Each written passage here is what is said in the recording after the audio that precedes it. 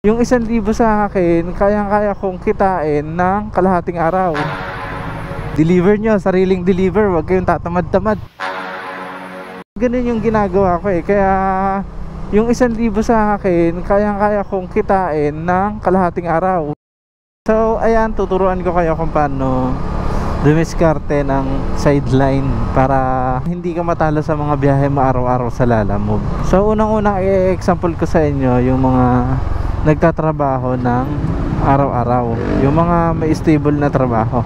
Ginagawa nilang trabaho yung pagbabiyahe sa Lalamove habang nagtatrabaho sila ng kanilang trabaho araw-araw. Halimbawa security guard, naka-duty, or yung mga staff sa mall, or yung iba nga manager.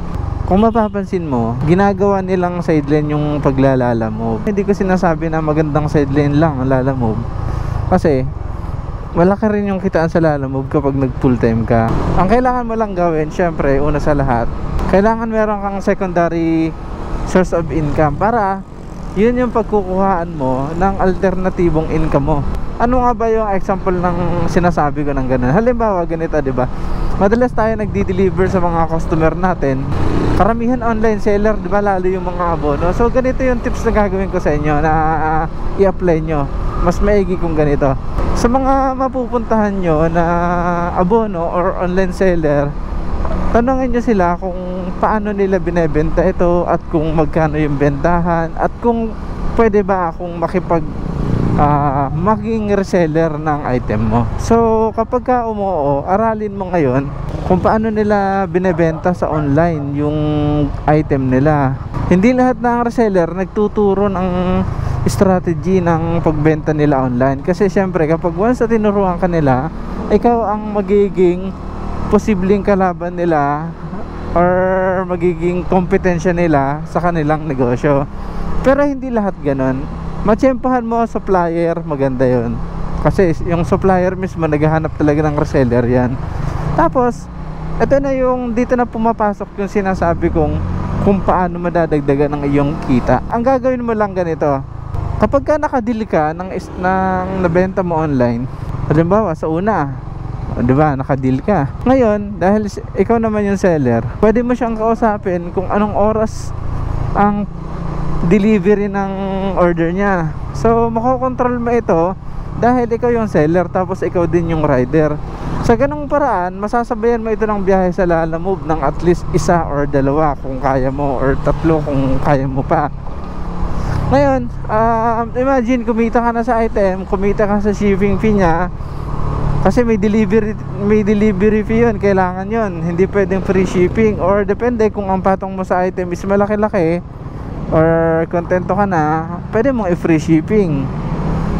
Or kung gusto mong talaga madagdagan lang yung kita mo, pwede naman free shipping. Pero mas maganda na ipapasagot mo sa kanila yung kanilang shipping fee. Ngayon, i-apply natin yon sa ganitong sitwasyon sa akin. Kung nakita nyo naman yung karga ko kanina sa likod, so ayan, ipapakita ko sa screen. Example, dito sa 2 karga ko is may kita na ako sa item. So, tapos meron shipping fee yan parehas. Ang deliver ng isang to sa Pasig, dito pa lang sa shipping fee neto, kita na ako ng 500. Meaning na kahit bumiyahe ako ng Lalamove or hindi, kikita na ako. Ngayon, may kita na ako sa shipping fee, may kita pa ako sa item, kasi ako rin yung seller, ako rin yung rider. Yun yung gusto kong ibahagi sa inyo na dapat yung matutunan. Kasi hindi ako madamot pagdating sa mga ganyang bagay. Tips lang naman. Siyempre, part pa yan ng pagtulong sa kapwa. Ngayon, kapag ka natutunan mong magbenta, mawiwili ka mag-online selling, oo, medyo masakit sa ulo. Magpo-post ka, mag-e-edit ka, magre-reply ka sa mga inquiries. Pero worth it naman kapag nakapagpa-order ka, tapos lalo nagkataon sabay-sabay. Sa pag-online kasi, base sa aking experience, niro-rolling lang yan ni Meta. Ano ibig sabihin ng niro-rolling ni Meta? Niro-rolling lang yan ni Meta yung algo nyo ng mga seller. Kahit na mag-boost kayo or hindi, ipapakita yan ni Meta sa mga potential buyer. Ngayon, bilang seller, depende na lang sa'yo kung paano mo sila bebentahan or sabihin nating sales stock. 'Di ba? Kung paano mo sila bobolahin, kung paano mo madidil. Ngayon, yun ang kailangan mong matutunan. Kapag ka natutunan mo na yun, syempre kabisado mo na yung item, dun na madadagdagan yung iyong kita araw-araw. Halimbawa, isang araw nakadil ka ng nakabenta ka ng 2. Tapos yung isa palayo. Tapos parehas yung oras ng deliver. Ang gawin mo ganito, i-book mo yung isa ibiyahe mo, tapos kumuha ka ng booking sa Lalamove kasabay nung area ng pagdideliveran mo. Kasi ganun yung ginagawa ko kaya yung 1,000 sa akin, kayang-kaya kong kitain ng kalahating araw. Medyo imposible pakinggan yan, pero example na lang sa ganito. Time check is mag-aalas 3. So umalis ako ng bahay ng alas 2. Pero kapag natapos ko to, estimate time ko matatapos to ng mga 5 PM. So sa ilang oras na yun, kung susumahin yung aking kikitain, mga nagre-range siya ng nasa 1,500, mga ganon. Ngayon, ang maganda pa dito, pag natapat ka sa customer mo na mabait, na marunong mag-tip, swerte mo. Kasi magtitip yan ng 100, diba? Ranas nyo naman yun. Tayong mga rider, nakakaranas tayo ng tip madalas sa mga purchase service or sa mga abono. Kasi yung mga hindi abono, wala yung iba kasi gini-gcash nila para mabawasan yung shipping fee nila ng 50 pesos. For short, nagtitipid sila, kaya huwag kayo umasa na may tip sa mga ganon. Kaya karamihan na tip talaga sa mga abono, lalo medyo malalaking value, or sabihin natin 1,000 plus yung item na in-order nila. Yun yung paraan para kumita ka ng mabilisan. Pero sa salitang mabilisan, hindi shortcut yun. Kasi dinaan mo sa tamang proseso. Nakipag connection ka sa supplier mo or sa seller mo or sa kung sino man nakausap mong pagkukuhanan ng item.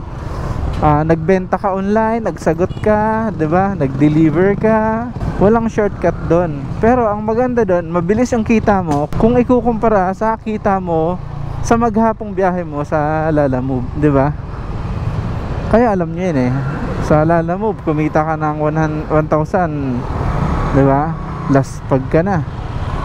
Ewan lang natin kung kinabukasan makagising ka ng maaga. Malamang gising mo yan tanghali kasi tamang pahinga nung katawan mo. Mainit sa dugo, mainit sa muscle. So bali ayun, na-deliver ko na yung aking unang pa-order o yung aking first drop. Hindi ko na binidya para syempre may privacy naman yung mga customer ko. Ngayon, papunta na ako sa Baras, sa may barangay San Salvador. First time kong pumunta dito sa lugar na to. Sa ganitong sitwasyon, si Google Map ang ating maaasahan. Ayoko mag-Waze kasi nako, dalang-dala na ako sa Waze. Ipapakita ko sa inyo kung magkano yung kinita ko sa aking biyahe kasama yung aking tubo sa aking pag-online selling. Simula ng magandang view dito sa Antipolo. Tuloy-tuloy na to, maganda ng kalsada dito.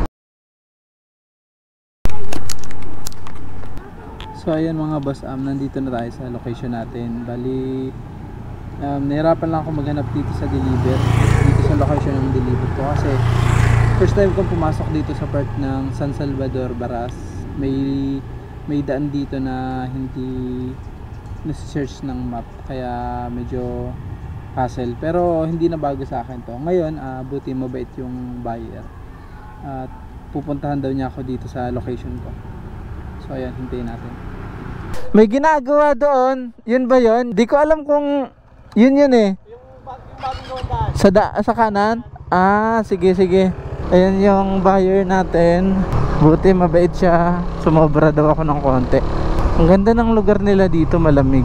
Dapat pala dito ako dumaan. Nung tinitingnan ko kasi sa mapa, parang wala namang tagusan Siguro hindi pa ito napasok ni Google Map. Ayun, nakapasok na tayo. Ay, dito na, boss? Sige, sige.